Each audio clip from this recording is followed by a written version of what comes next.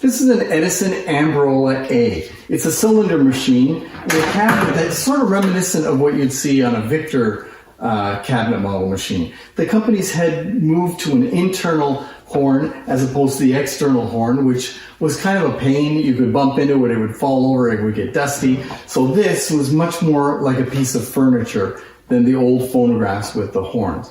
And this is Edison's attempt to do that. He called it an Amberola, like Victrola. All the Olas of that era were this kind of thing. And this one's a little rare because it's got this grill in the front that's a little more rare than usually comes with this machine. It's like a Lyric, I believe it's called. I'm going to bring you close up to look at this mechanism because it's a really good mechanism. It's basically an opera mechanism in a cabinet like this with an internal horn. So this came out in 1909, and the earliest ones, the cabinets were made by Herzog, which is a company that supplied cabinets to Edison. But within the first year, they became dissatisfied with the cabinet's construction, and so they contracted Pooley Furniture Company to start building their cabinets from, I believe it was 1910. So we'll take a little bit closer look at this machine.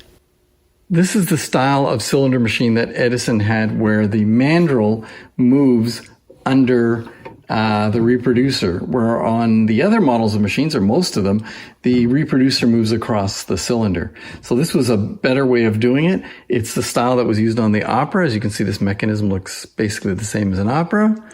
You've got an oxidized reproducer. They're very hard to come by. And this lever starts and stops the machine. Oops, I don't think it's working.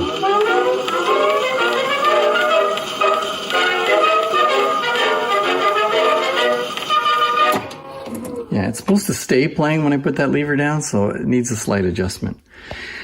The lighting's not so great here, so it's hard to see the ID plate. And I wish I had better lighting so you could see this decal because it's beautiful. I know, decal, I keep saying that.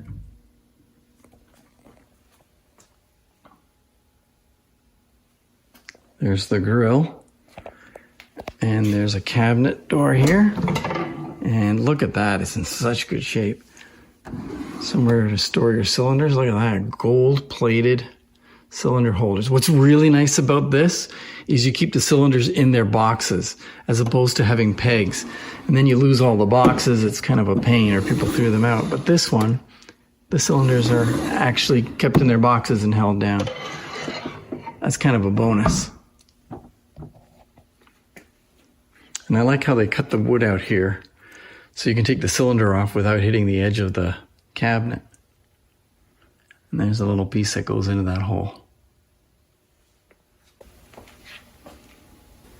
So as you can see, it's a well-constructed machine. This is probably one of the best playing Edison machines he ever made.